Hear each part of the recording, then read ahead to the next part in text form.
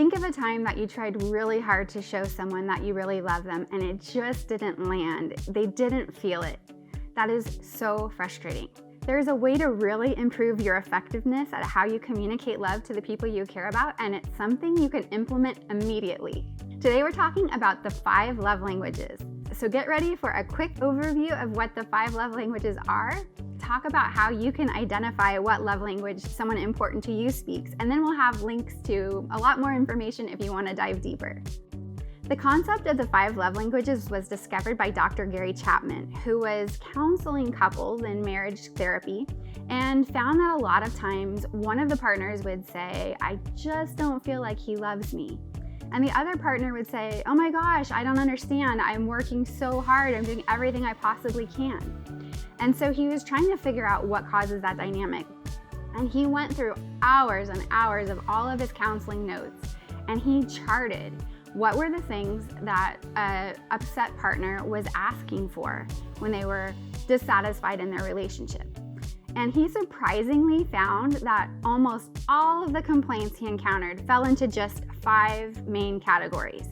And he called those the love languages. Now, the concept of love languages is not that we don't all love to get love in all different forms, but that we generally have a primary 1 or 2 love languages that's really what makes us most importantly feel loved. And if we don't get those, our sort of love bucket or reservoir starts to get lower. So if you're speaking one love language and I'm speaking another, it can be like you're speaking English, let's say, and I'm speaking French. So we're trying to talk to each other, but we just can't communicate. We can't get through that barrier. The great news about love languages is that it's something pretty simple with a little bit of detective work that we can figure out what someone's love language is and then tailor our communication a little bit and our actions and our love to speak their language so that it really lands on their heart. So first, what are the 5 languages? The first love language is words of affirmation. And words of affirmation is sharing, articulating in words what we love about a person, what we're grateful for, and what's special about them. So saying thank you for taking out the trash, or you're such an amazing dancer, or I love your creativity. Those are all examples of words of affirmation. It's spoken words that build a person up.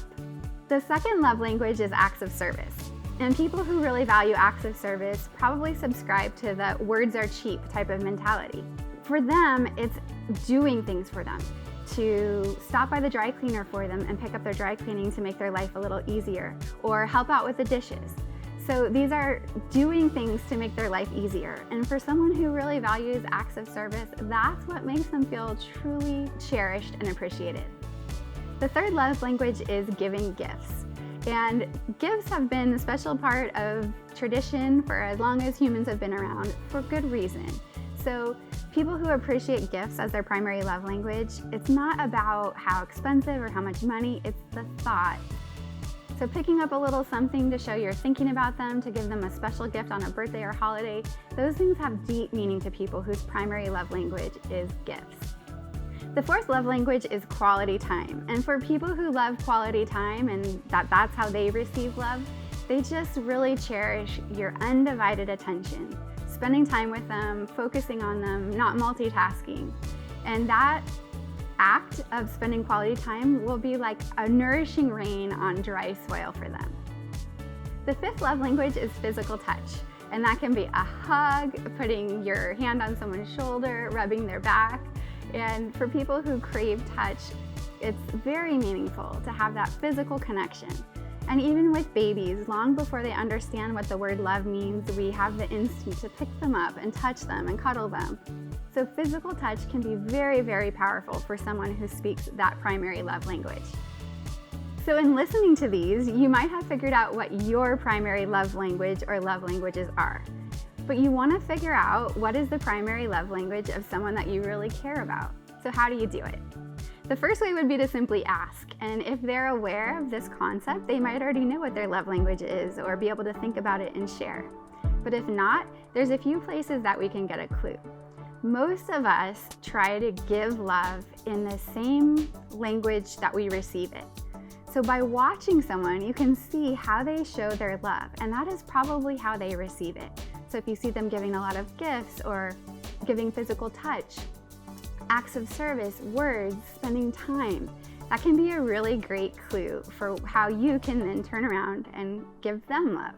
By contrast, if something's really bothering someone and they feel a sort of hole or a sense of not feeling loved, listening intently for what they complain about can be a real key to that investigation and figuring out, well, what is their love language that's not being fulfilled here? And that red flag, so to speak, can be great because it can be a marker, an indication of how to flip that around and speak to them in their love language. I think it's so exciting that we can pretty quickly identify what someone's love language is, modify our behavior a little bit, and make a huge impact encouraging and loving the people in our lives, whether it's our significant other or especially young kids. So I'm going to link up the 5 love languages and also editions of that book that are geared toward couples and children. And I think there's a few other variations too, so that'll all be in the description box. I hope this is helpful and that you can take some tips from this video and implement them to have even deeper, more meaningful connections with the special people in your life.